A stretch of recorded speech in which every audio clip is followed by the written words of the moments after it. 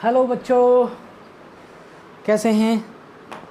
देखो, मैं कल कंटिन्यूटी की बात कर रहा था आपसे कि किसी बिंदु पर कोई फंक्शन कब संतत होगा या नहीं होगा, ठीक है ना। तो मैंने कहा कुछ इंपॉर्टेंट क्वेश्चंस मैं करा देता हूँ आपको, और क्वेश्चन से ही आप क्लियर कर लेंगे सारे कॉन्सेप्ट को। और मैं वही ऐसे क्वेश्चन लेने वाला हूँ जो इंपॉर्टेंट हैं और सारे चैप्टर को कवर करते हैं, और बोर्ड में भी आ सकते हैं ऐसे क्वेश्चन, ठीक है। तो ऐसे क्वेश्चन में ये क्वेश्चन है x बराबर 0 पर इस फंक्शन की मुझे संततता का परीक्षण करना है, ठीक है। आराम से समझें, कोई जल्दबाजी नहीं है, ठीक है।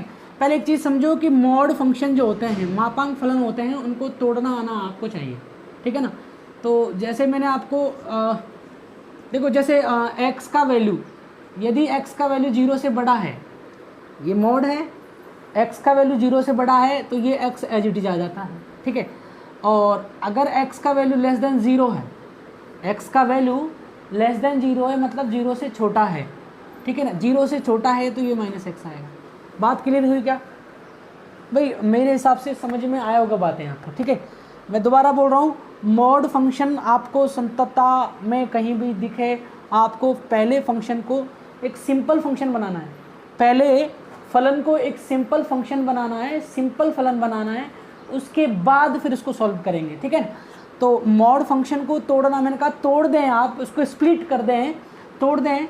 और आपको ये पता होना चाहिए कि x is greater than 0, x is greater than और इक्वल्स टू 0, तो x आ जाएगा एज इट इज़, ठीक है। यदि x का वैल्यू 0 से छोटा, x का वैल्यू 0 से छोटा है तो ये -x आ जाएगा। और अगर देखें अपन, जैसे मान लो x -1, तो सबसे पहले आप क्या करेंगे, यहाँ से चेक करें आप, x -1 is equal to 0, x का वैल्यू क्या आएगा, 1 आएगा।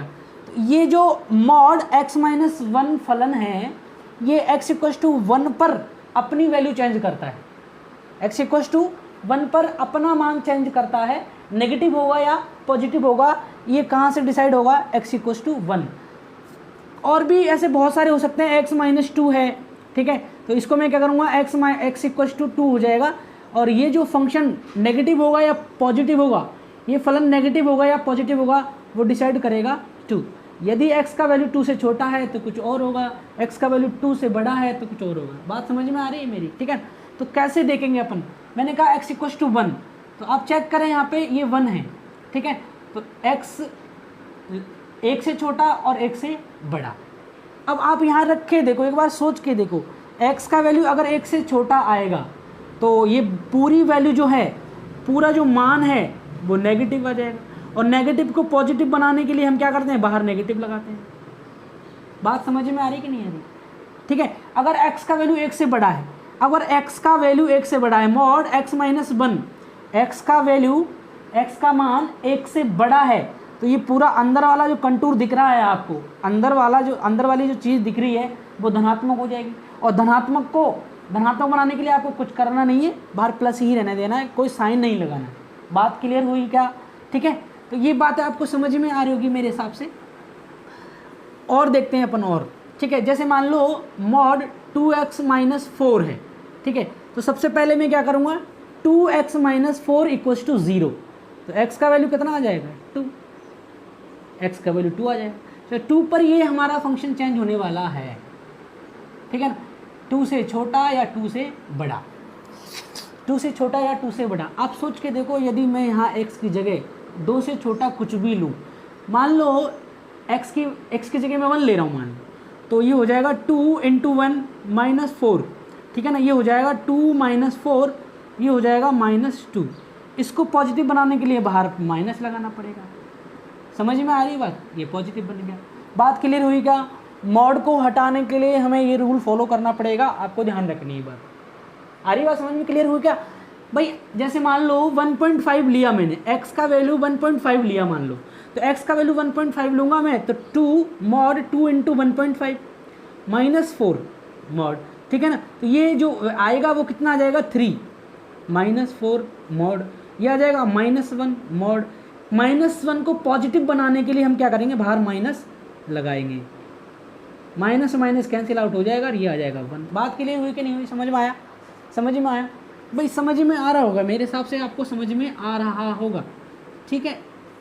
एक और एक और देखते हैं आपको समझ में आ रहा है या नहीं आ रहा है। ठीक है, जैसे मान लो x प्लस 2 है, ठीक है ना, तो x प्लस 2 इक्वल्स टू 0 कर दूंगा मैं, ठीक है ना, तो x का वैल्यू आ जाएगा -2।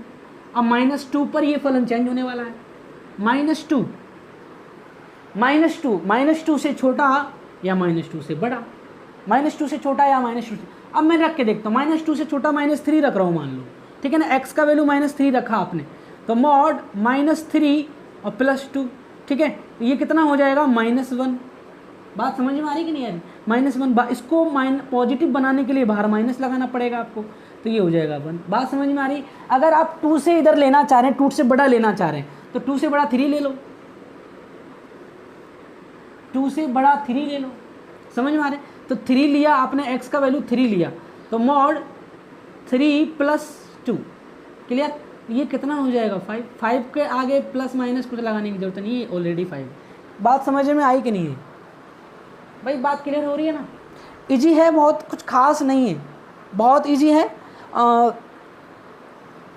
ज़्यादा कुछ इसमें है नहीं, बहुत इजी है, ठीक है। तो मैंने कहा इसको आप ऐसे तोड़ लेंगे, तो x का वैल्यू यदि 0 से बड़ा है या 0 के बराबर है तो x लिख देंगे, और x का वैल्यू 0 से छोटा है तो नेगेटिव x लिख देंगे, ठीक है। तो इस बात का आपको ध्यान रखना है। अब एक और बात, कभी भी आपको ऐसा लिखा मिले कि x not equal to something, फिलहाल x नॉट इक्वल टू 0 है, x नॉट इक्वल टू 0, कभी भी आपको ऐसा लिखा हुआ मिले और फिर आपसे जांच करवा रहा है, आप किसी पॉइंट पर फंक्शन की फलन की संततता का परीक्षण आपसे करवा रहा है, ठीक है, तो x नॉट इक्वल टू 0 लिख रखा है, तो इस केस में हम लेफ्ट हैंड लिमिट और राइट हैंड लिमिट यहीं से लेंगे, इसी फंक्शन से लेंगे, लेफ्ट हैंड लिमिट और राइट हैंड लिमिट दोनों के दोनों इसी फंक्शन से लेंगे। बात समझ में आई क्या? दोबारा बोल रहा हूँ, x not equal to something आपको लिख रखा है, आपको लिखा हुआ है, तो आप लेफ्ट हैंड लिमिट और राइट हैंड लिमिट दोनों यहाँ से ही लेंगे, ठीक है। फंक्शन का मान, फलन का मान तो आप कहाँ से लेंगे? ये रहा x इक्वल टू 0। भाई x इक्वल टू 0 पर जांच करना चाह रहे हैं ना आप, तो जिस बिंदु पर जांच करना चाह रहे हैं उस बिंदु पर फलन का मान कितना है? 1, तो फलन का मान तो डायरेक्ट मिल रहा है। लेफ्ट हैंड लिमिट और राइट हैंड लिमिट कहाँ से ले लेंगे आप? यहाँ से ले लेंगे। बात समझ में आई कि नहीं आई? ठीक है, तो मैं इस फंक्शन को अगर दोबारा लिखूँ तोड़कर, तो x माइनस, और इसको हटाने के लिए यदि x का वैल्यू 0 से छोटा है, यदि x का वैल्यू 0 से छोटा है, तो मैंने क्या कहा? ये नेगेटिव रहेगा, तो ये नेगेटिव रहेगा, तो माइनस और माइनस x। बात क्लियर हुई कि नहीं हुई? Upon x। भाई यहाँ कुछ नहीं करना है, यहाँ नहीं है कुछ भी। आप सोचिए कि सर ये तो x का वैल्यू 0 से छोटा है तो यहाँ नेगेटिव लगाऊंगा, ऐसा नहीं है, सिर्फ मॉड की बात कर रहा हूँ मैं, ठीक है। x का वैल्यू 0 से छोटा है, यहाँ गड़बड़ मत कर देना, बहुत बार ऐसा गलती होता है कि यहाँ भी x का वैल्यू 0 छोटा तो यहाँ नेगेटिव लगा दिया, यहाँ नेगेटिव लगा दिया, वो बड़ी गलती है, ठीक है। तो मैंने कहा मॉड x का वैल्यू 0 से छोटा है तो ये नेगेटिव x हो जाएगा, ठीक है, और x का वैल्यू 0 से बड़ा है तो ये x हो जाएगा। बात समझ में आ रही है कि नहीं आ रही? ठीक है, तो ये हम देखते हैं, मॉड मैंने हटा चुका हूँ और माइनस x लगा दिया हूँ, सॉरी ये लगा दिया हूँ। क्लियर है सबको क्लियर होगी मेरे हिसाब से बात है, ठीक है। अच्छा, x का वैल्यू यदि 0 से बड़ा है, x का वैल्यू 0 से बड़ा है, तो x माइनस, ये तो एज इट इज दे रखा है, और ये x का x ही आ जाएगा, मॉड हट जाएगा बस, ठीक है ना। तो ये x, ठीक है, और x का वैल्यू जब 0 के बराबर है तो ये कितना हो जाएगा? 1, ऐसा लिखा हुआ है, ठीक है। इसको मैं दोबारा से सॉल्व कर लूँगा और ये हो जाएगा x minus minus plus plus x upon x, ठीक है ना। कब? जब x का वैल्यू लेस देन 0 है, और ये पूरा यहाँ से कट जाएगा, 0 मतलब 0 हो जाएगा, ठीक है। कब? जब x का वैल्यू 0 से बड़ा है, ठीक है, और ये 1 हो जाएगा, x इक्वल टू 0। ये बात समझ में आएगी नहीं है? ठीक है, ये जुड़कर x और x जुड़कर 2x हो जाएगा, तो fx इज इक्वल टू, मैं यहाँ बता देता हूँ आपको, ये 2x अपॉन x। कब? जब x का वैल्यू 0 से छोटा है। बात क्लियर है क्या? और ये तो 0 है ही, x का वैल्यू ग्रेटर देन 0, ठीक। बात समझ में आ रही है आपको? बहुत बढ़िया। अभी देखो ये 1 है, x इज इक्वल टू 0 के, तो ये यहाँ से कट गया, ठीक है ना। तो fx हमारे पास क्या मिला आपको? ये आपको मिल गया 2, जब x का वैल्यू 0 से छोटा है, ठीक है ना, यहाँ 0 जब x का वैल्यू 0 से बड़ा है, और यहाँ 1 जब x इक्वल टू 0 है। ये हमारा फंक्शन है। अब हमें इस फलन की संततता का परीक्षण न करते हुए हम इसका कर लेंगे, ठीक है। और ये हमें डायरेक्ट पता लगा लेगा, ये हमें दे देगा कि कोई फंक्शन संतत है या नहीं। ये मैं मिटा रहा हूँ, आपको ध्यान रखना है, क्लियर है सब चीज़ बात है, ठीक है। मैं सब कुछ बता चुका हूँ बच्चे, अगर समझ में नहीं आए तो वीडियो को दोबारा देख लेना, आपको समझ में आ जाएगा, ठीक है ना, कैसे कैसे करते हैं चीज़ें, ठीक है।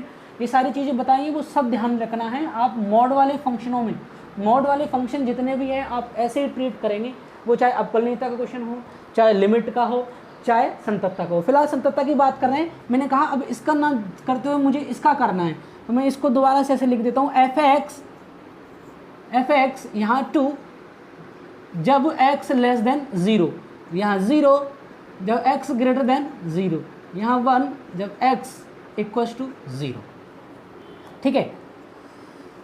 तो लेफ्ट हैंड लिमिट निकालनी है सबसे पहले मुझे। पहले निकालता हूँ मैं x बराबर 0 पर। किस पर जांच करना चाह रहे हैं? 0 पर। x बराबर 0 पर फलन का मान f0 बराबर कितना दे रखा है? x बराबर 0 पर फलन का मान दे रखा है 1। मैं कल भी आपको ये बात बताई थी कि आप फलन का मान निकालते हुए समय ध्यान रखना, इक्वल वाला साइन देखना है, आप इक्वल वाला साइन देखना है। तो जहाँ इक्वल होगा वहाँ से फलन का मान निकल जाएगा, ठीक है। तो लेफ्ट हैंड लिमिट निकालते हैं अब। लेफ्ट हैंड लिमिट मतलब लिमिट h टेंड्स टू 0, और ये f में a माइनस h, ये हमारा तरीका होता है निकालने का। बहुत जगह अलग अलग टाइप से दिया हुआ होता है, आप जैसा समझ में आता है वैसा कर लेना, ठीक है ना, ऐसा होता है। अभी देखो limit h tends to 0, left hand limit का मतलब होता है x, लेफ्ट हैंड भाई 0 ही है, 0 पर जांच करना। लेफ्ट हैंड लिमिट का मतलब होता है आप लेफ्ट साइड से 0 की तरफ बढ़ रहे हैं, क्लियर। तो लेफ्ट हैंड लिमिट हमें 0 से छोटा लेना है। x का वैल्यू कहाँ से लेना है? 0 से छोटा। तो 0 से छोटा तो यहाँ पे है, तो लेफ्ट हैंड लिमिट जो मिलेगी वो क्या मिल जाएगी? क्या मिलेगी बताओ? सॉरी, f0 माइनस h, आपको क्या मिलेगी? डायरेक्ट बोलो, डायरेक्ट मिलेगी 2। अब यहाँ गलती होने के चांसेस ये रहते हैं कि आप h का वैल्यू यहाँ 0 डाल देते हैं। भाई h का वैल्यू 0 नहीं डालना है, ठीक है ना। ये लेफ्ट हैंड लिमिट दिखा रहा है कि कितना है? 2 है। x का वैल्यू 0 से छोटा, x का वैल्यू 0 से छोटा, तो उसके लिए लेफ्ट हैंड लिमिट हो जाएगी हमारे पास 2। बात समझ में आ रही कि नहीं आ रही? ठीक है। इसी प्रकार ये मैं मिटा दे रहा हूँ, आपको ये बातें समझ में आ गई होगी, ठीक है। ठीक है, अभी देखो राइट हैंड लिमिट निकालें आप, राइट हैंड लिमिट निकालें तो limit h tends to 0 f a plus h, ये राइट हैंड लिमिट निकालने का तरीका है, ठीक है। तो ये हो जाएगा limit h tends to 0 f a का वैल्यू, a मतलब जिस बिंदु पर आप जांच करना चाहते हैं, तो यहाँ a का वैल्यू कितना है? 0, और प्लस h, प्लस हमें दिखा रहा है राइट हैंड लिमिट, और नेगेटिव हमें दिखा रहा है, माइनस हमें दिखा रहा है लेफ्ट हैंड लिमिट, ठीक है। ये जो मिलेगा मतलब x का वैल्यू 0 से बड़ा होना चाहिए। राइट हैंड लिमिट के लिए x का वैल्यू 0 से बड़ा होना चाहिए, तो 0 से बड़े के लिए क्या मिल रहा है? 0, तो ये हो जाएगा हमारे पास 0। अब देखो लेफ्ट हैंड लिमिट और राइट हैंड लिमिट बराबर है क्या? लेफ्ट हैंड लिमिट और राइट हैंड लिमिट बराबर है क्या? बराबर नहीं है। तो आगे जांच, आगे क्या करोगे? अब देखो left hand limit not equal to right hand limit, तो फलन एफ एक्स इक्वल टू 0 पर संतत नहीं है, संतत नहीं है। बात समझ में आगे होगी, इजी है, बहुत कुछ खास नहीं है, ठीक है। और यहाँ यहाँ आप अगर देखें x बराबर 0 पर फलन का मान कितना है? 1 है, जबकि लेफ्ट हैंड लिमिट कितनी आ रही है? 2 आ रही है। x बराबर 0 पर फलन का मान कितना आ रहा है? 1, और लेफ्ट हैंड लिमिट कितनी आ रही है? 2, तो दोनों बराबर नहीं है, राइट हैंड लिमिट निकालने की ज़रूरत ही नहीं है कहीं। बात समझ में आए? अगर ये दोनों ही यहाँ बराबर नहीं है तो मैं ऐसे लिख सकता हूँ left hand limit not equal to फलन का मान, तो ये भी फलन संतत नहीं है। राइट हैंड लिमिट निकालने की कहीं ज़रूरत नहीं है, चाहो तो आप राइट हैंड लिमिट से देख लें। आप राइट हैंड लिमिट 0 आ रहा है और फलन का मान कितना आ रहा है 1, ये दोनों भी बराबर नहीं है, ठीक है ना। तो इस केस में ये फलन संतत नहीं होगा। कभी कभी ऐसा होता है कि लेफ्ट हैंड लिमिट और फलन का मान बराबर आ जाए, ठीक है ना, तो फिर उस केस में राइट हैंड लिमिट निकालनी है आपको। बात समझ में आई? दोबारा बोल रहा हूँ, लेफ्ट हैंड लिमिट फलन के मान के बराबर आ जाए तो उस केस में आप राइट हैंड लिमिट निकालेंगे, ठीक है ना। और यदि ऐसा हो जाए कि राइट हैंड लिमिट और फलन का मान बराबर आ जाए तो लेफ्ट हैंड लिमिट निकालनी है, ठीक है ना। अच्छा, ऐसा कोई रूल नहीं है कि पहले आप लेफ्ट हैंड लिमिट निकालेंगे और फिर बाद में राइट हैंड लिमिट निकालेंगे, ऐसा कुछ नहीं है, ठीक है। आप राइट हैंड लिमिट भी निकाल सकते हैं और लेफ्ट हैंड लिमिट भी निकाल सकते हैं। बात समझ में आई? तो ये सारी चीज़ें आपको क्लियर होगी। ये क्वेश्चन इतना ही था। हाँ, अगला क्वेश्चन है एफ एक्स बराबर ई की पावर 1/x अपॉन 1 प्लस ई की पावर 1/x जब x नॉट इक्वल टू 0। जब x 0 के बराबर नहीं है तो e की पावर e की घात 1/x बटा 1 प्लस e की घात 1/x, ठीक है। और जब x का मान 0 है तो आपको क्या मिलने वाला है? 0। x बराबर 0 पर इस फंक्शन की आपको संततता का परीक्षण करना है। तो वही कहानी है, मैंने आपको बता चुका हूं कि कभी भी x not equal to something दे रखा है तो लेफ्ट हैंड लिमिट और राइट हैंड लिमिट आप यहां से ही निकालेंगे। बात क्लियर हुई कि नहीं हुई? ये बात आपको समझ में आ जानी चाहिए। मैं बार बार इस पर आपको काम कर रहा हूं, ठीक है। तो सबसे पहले आप निकालेंगे फलन का मान। x बराबर 0 पर फलन का मान तो f0 बराबर में कितना आया? 0। बात समझ में आ रही भाई? मैंने कहा कि फलन का मान कहाँ से निकलेगा? जब x का वैल्यू इक्वल देखेंगे, आप इक्वल का साइन जहाँ देखेंगे आप x का मान फलन का मान आपको वहाँ से मिल जाएगा। बात क्लियर हो रही है? ठीक है। उसके बाद लेफ्ट हैंड लिमिट निकालेंगे अपन। तो मैंने कहा लेफ्ट हैंड लिमिट और राइट हैंड लिमिट यहाँ से ही निकलेगी, मतलब इससे निकलेगी, ठीक है। तो limit h tends to 0 f a minus h, ये तो एज ए फॉर्मूला हो गया हमारे पास, implies limit h tends to 0 e की पावर 1/0 माइनस h। भाई a का वैल्यू यहाँ कितना है? 0, तो 0 minus h upon 1 plus e की पावर 1/0 माइनस h, ये ठीक। तो implies limit h tends to 0, ये हो जाएगा e की power 1/माइनस h upon 1 plus e की पावर 1/माइनस h। अच्छा, मैं जैसे ही h का वैल्यू यहाँ रखूँगा, जैसे यहाँ समझो आप e की पावर 1/माइनस h, ठीक है। तो e की पावर माइनस, जैसे मैं 0 यहाँ रखूँगा तो ये 0 1/0 ये क्या बना देगा अपन? e की पावर माइनस इन्फिनिटी बना देगा। और e की पावर माइनस इन्फिनिटी हमेशा 0 के बराबर होती है। किसी की भी पावर पॉजिटिव की पावर माइनस इन्फिनिटी 0 के बराबर होती है, इस बात का आपको ध्यान रखना है, ठीक है। दोबारा बता रहा हूँ, e की पावर 1/माइनस h हमेशा 0 के बराबर आएगा, ठीक है। e की पावर 1/माइनस h हमेशा 0 के बराबर आएगा। तो इस बात का आपको ध्यान रखना है, क्लियर। तो ये चीज़ें आगे बढ़कर क्या हो जाएगी? लिमिट h टेंड्स टू 0, तो ये 0 हो गया, अपॉन 1 प्लस 0, ये क्या मिल जाएगा आपको? 0, ठीक है। अभी देखो x बराबर 0 पर फलन का मान कितना आया? 0, और लेफ्ट हैंड लिमिट का मान कितना आया? 0। तो ये इक्वेशन नंबर फर्स्ट और इक्वेशन नंबर सेकंड, तो अभी दोनों बराबर आ रहे हैं, तो मुझे राइट हैंड लिमिट निकालनी पड़ेगी। बात क्लियर है क्या? x बराबर 0 पर फलन का मान 0 है और लेफ्ट हैंड लिमिट कितना आ रहा है? 0 आ रहा है, तो मुझे राइट हैंड लिमिट निकालनी पड़ेगी। यदि वो भी 0 आ जाए तो मैं कह सकता हूं कि ये x बराबर 0 पर ये फंक्शन जो है एक फलन संतत होगा। बात क्लियर है? ठीक है। तो राइट हैंड लिमिट मैं निकालता हूँ, ठीक है। तो limit h tends to 0 f a plus h, ऐसे ही तो निकालेंगे भाई, ठीक है ना। Implies limit h tends to 0 e की power 1/0 plus h, a plus h का मतलब होता है 0 प्लस h, क्योंकि x का मान कितना है यहाँ पे? 0 है। x बराबर 0 पर जांच करना चाहते हैं तो a का मान कितना है यहाँ पे? 0। तो 0 प्लस एच हो जाएगा अपॉन 1 प्लस ई की पावर 1 अपॉन 0 प्लस एच। ठीक है, तो इसको मैं दोबारा से लिखता हूँ, लिमिट एच टेंड्स टू 0, ये हो जाएगा ई की पावर 1 अपॉन एच, और ये हो जाएगा 1 प्लस ई की पावर 1 अपॉन एच। ये बात आपको समझ में आई होगी। ठीक है, अभी इस बात को देखो आप कि जैसे ही आप h का वैल्यू यहाँ 0 डालते हैं, e की पावर 1 अपॉन एच, जैसे ही आप h का वैल्यू यहाँ 0 डालते हैं, ये हो जाएगा e की पावर 1 अपॉन 0, e की पावर 1 अपॉन 0। अब e की पावर 1 अपॉन 0 का मतलब होता है e की पावर इनफाइनाइट, जो कि हमें इनफाइनाइट देता है। बात क्लियर है क्या? e की पावर 1 अपॉन 0 का मतलब होता है इनफाइनाइट, और ये e की पावर इनफाइनाइट का मतलब होता है इनफाइनाइट। क्लियर?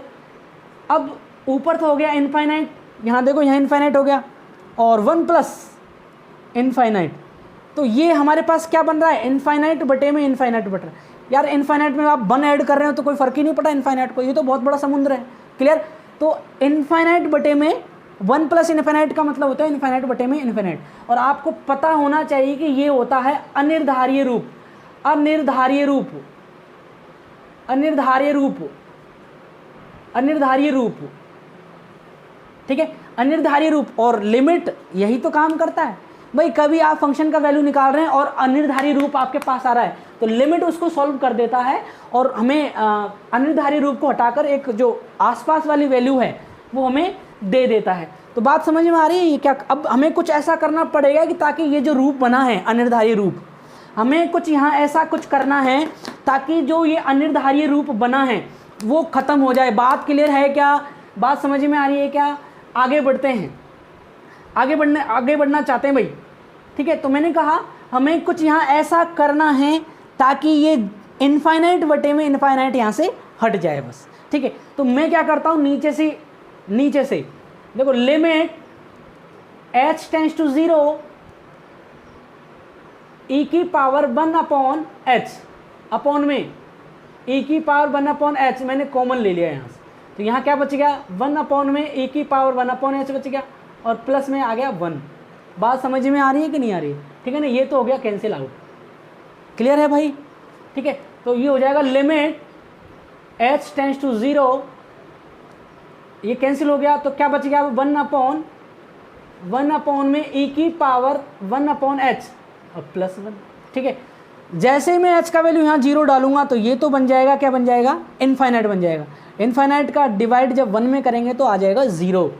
तो limit h tends to 0 1 upon ये, सॉरी हाँ बेटा, ये हो जाएगा 1 अपॉन इनफाइनाइट और प्लस 1। ठीक है, ये हो जाएगा 1 अपॉन 0 प्लस 1 मतलब 1 हो जाएगा। बात क्लियर है क्या? एक बात ध्यान रखना, 1 अपॉन इनफाइनाइट हमेशा 0 आता है। एनीथिंग यहाँ कुछ भी हो, अपॉन में यदि इनफाइनाइट आ रहा मतलब इनफाइनाइट का डिवाइड कर रहे हैं आप, 0 ही आएगा। आप बात समझ में आ रही? तो ये 0 आएगा, 0 प्लस 1 1 आ जाएगा, 1 में 1 का डिवाइड करेंगे तो 1 आ जाएगा। तो राइट हैंड लिमिट आपको क्या मिल गई बताओ? राइट हैंड लिमिट आपको मिली 1। क्लियर है चीज़ें? ठीक है, और लेफ्ट हैंड लिमिट कितनी मिली? 0। फलन का मान कितना है? 0। तो समीकरण 1, समीकरण 2, समीकरण 3 से लेफ्ट हैंड लिमिट बराबर है not equal to right hand limit. समझ में आ रही? तो ये x बराबर 0 पर फलन संतत नहीं है। ये बात आपको समझ में आ गई होगी। ठीक है ना? अच्छे से एक बार देख लें और समझ लें आप लोग। सब कुछ क्लियर है, सब कुछ बता दिया बेटा, है ना? इसमें कुछ खास बचा नहीं है। जो पॉइंट्स बताएं उन चीज़ों का ध्यान रखना, वीडियो को ध्यान से देखना है। ठीक, वीडियो को पूरा ढंग से देखना, पूरा सब कुछ समझ में आएगा जो चीज़ चल रही है। हाँ जी, ये नेक्स्ट क्वेश्चन देखते हैं और करते हैं। देखो मैंने अभी इस पे बेस्ड एक और क्वेश्चन कराया था, वहाँ से बहुत कुछ समझ में आया होगा। अभी फिर एक बार मौका है आपके पास समझने का, चीज़ों को जानने का। समझिए आप इन चीज़ों को। ठीक है, तो मैंने कहा अगर इक्वल का साइन नहीं है, यहाँ नॉट इक्वल दे रखा है, तो आप लेफ्ट हैंड लिमिट और राइट हैंड लिमिट यहाँ से निकाला जाएगा। ठीक है, तो सबसे पहले मैं फलन का मान निकाल लूँगा। सबसे पहले x बराबर 0 पर, भाई किस पर जांच करना चाह रहे हैं आप, 0 पर तो जांच करना चाह रहे हैं, तो x बराबर 0 पर फलन का मान। देखो अभी ये सारे क्वेश्चन एक ही टाइप के क्वेश्चन है, आप किसी बिंदु पर फलन की संततता की जांच कर रहे हैं। सबके सब जो करा रहा हूं क्वेश्चन वो एक ही टाइप के हैं कि फलन की x बराबर किसी बिंदु पर आप फलन की संततता की जांच कर रहे हैं। क्लियर? फलन का मान किस पर जांच कर रहे हैं? 0 पर। तो क्या मिला आपको? 0 पर 0 मिलेगा। x बराबर 0 दे रखा है ना भाई, x बराबर 0 दे रखा है तो 0 पर 0 आपको मिल जाएगा। अच्छा, लेफ्ट हैंड लिमिट आपको मिलेगा limit h tends to 0 f a minus h। ये बात समझ में आ रही है? ठीक है, तो आगे लिखता हूँ लिमिट h टेंड्स टू 0, ये रहा e की power 1/0 minus h upon 0 minus h। ठीक, लिमिट h टेंड्स टू 0 ये हो जाएगा e की पावर 1/-h अपॉन -h। ठीक है, आप मैंने अभी बताया था ये कितना है? 0। ये कितना है? 0। भाई बात समझ में आ रही है कि आपको नहीं आ रही? ठीक है, या फिर ऐसे समझें इस चीज़ को। देखो अब देखो प्रॉब्लम ये हो सकती है कि e की पावर 1/-h और अपॉन -h।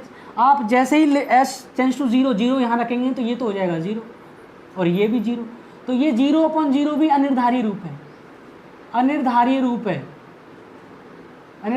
है। ठीक है, तो इससे तो बचना है।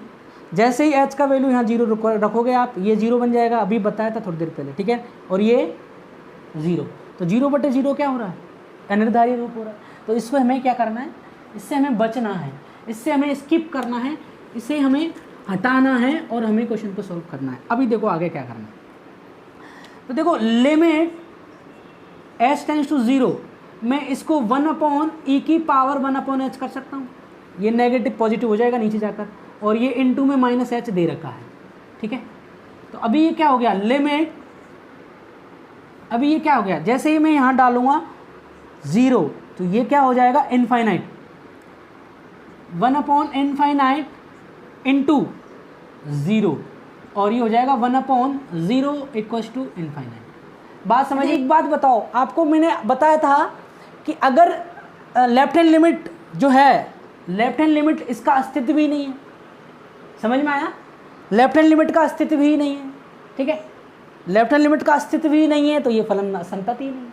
बात क्लियर हुई कि नहीं हुई? भाई राइट हैंड लिमिट निकालने की जरूरत ही नहीं है आपको कहीं पर। अरे भाई बात समझ में आ रही है ना आपको? लेफ्ट हैंड लिमिट निकालने की आपको कहीं भी ज़रूरत नहीं है। ठीक है, राइट हैंड लिमिट निकालने की कहीं ज़रूरत आपको नहीं है, फलन का अस्तित्व ही नहीं है। ठीक है, तो मैं क्या लिखूंगा यहाँ पे? x बराबर 0 पर लेफ्ट हैंड लिमिट का अस्तित्व नहीं है, अस्तित्व नहीं है। अतः x बराबर 0 पर फंक्शन संतत नहीं होगा, नहीं होगा। समझ में आ रही बातें?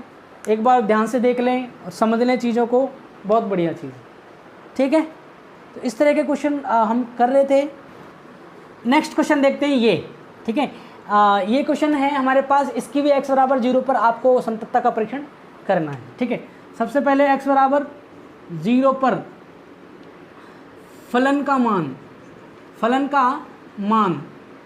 f0 बराबर कितना आ रहा है? 0 दे रखा है। लेफ्ट हैंड लिमिट भाई, लेफ्ट हैंड लिमिट और राइट हैंड लिमिट सब यहाँ से निकलेगी। ठीक है, तो मैं लिख दूंगा limit h tends to 0 f a minus h। ठीक है, तो लिमिट h टेंड्स टू 0,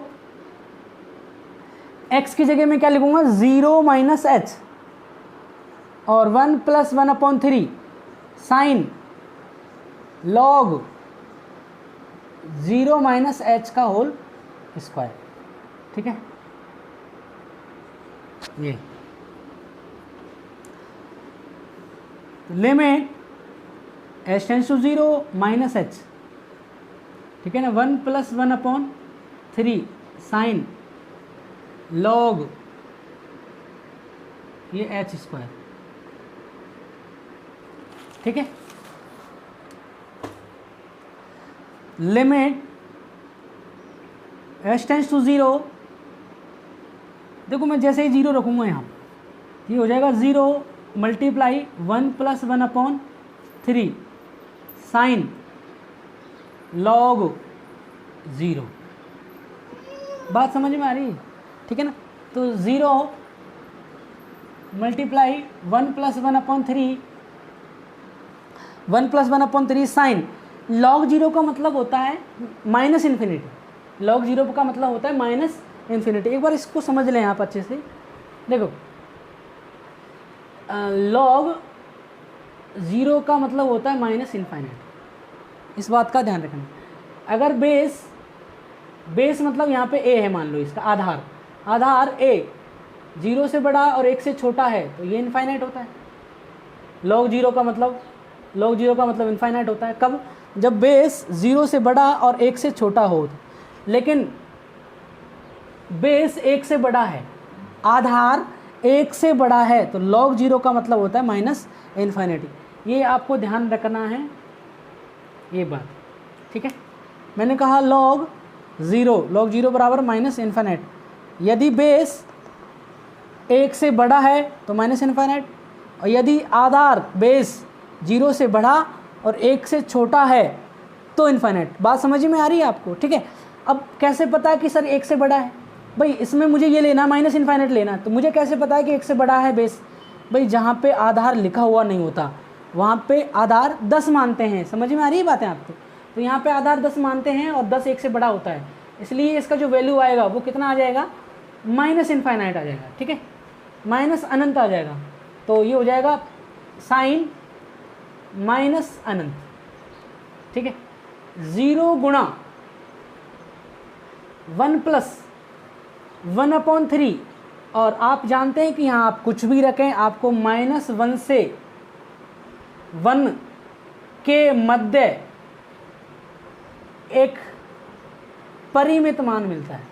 हाँ, ये परिमित मान आपको ये पता नहीं है कि क्या मिलने वाला है, लेकिन हाँ इतना पता है कि साइन इन्फिनिट का मान जो होने वाला है वो -1 से 1 के मध्य एक परिमित मान होगा, एक निश्चित संख्या होगी, एक पता नहीं क्या होगा, ठीक है। लेकिन आप जब 0 से मल्टीप्लाई कर रहे हैं, मैं चाहता तो यहीं कंप्लीट कर देता, लेकिन ये समझाना जरूरी है कि ये कैसे कैसे चल रहा है। मैं यहीं कंप्लीट कर देता कि ये मान जो भी होगा, ये मान जो भी होगा, ये वैल्यू जो भी होगा, उससे हमें कोई मतलब नहीं। अगर 0 से मल्टीप्लाई हो रहा है, और आप जानते हैं कि जो 0 से टकराता है वो चूर चूर हो जाता है। 0 से मल्टीप्लाई होने का मतलब हो रहा है ये खत्म होकर क्या आ जाएगा? 0 हो जाएगा, ठीक है। तो ये 0 से मल्टीप्लाई हो रहा, यहाँ जो भी मिलेगा वो मिल जाएगा, उसमें 1/3 का डिवाइड करना है आपको, +1 करना है।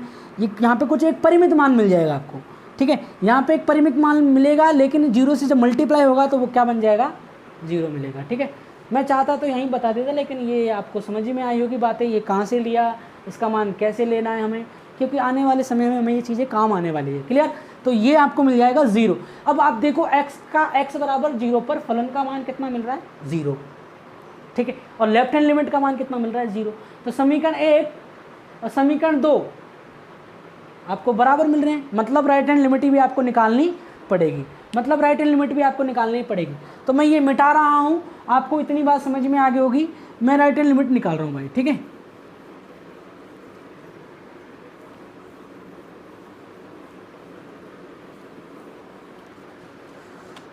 देखो right hand limit h tends to 0 fa + h, ठीक है।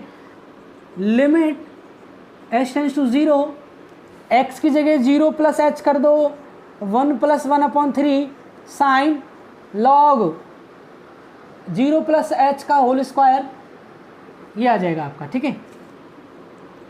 लिमिट h टेंस टू 0, ये h आ गया, 1 + 1/3 साइन लॉग h स्क्वायर, ठीक है।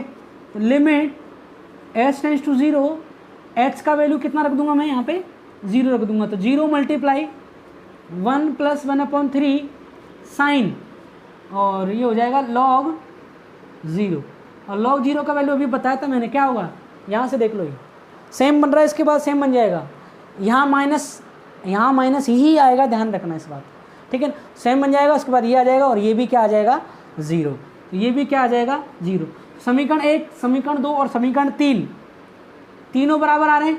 Left hand limit right hand limit बराबर है f0 कितना 0, तो ये x बराबर 0 पर फलन संतत होगा। बात समझ में आई क्या? अच्छे से देख लें और नोट कर लें, इतनी बात आपको समझ में आ गई होगी, ठीक है।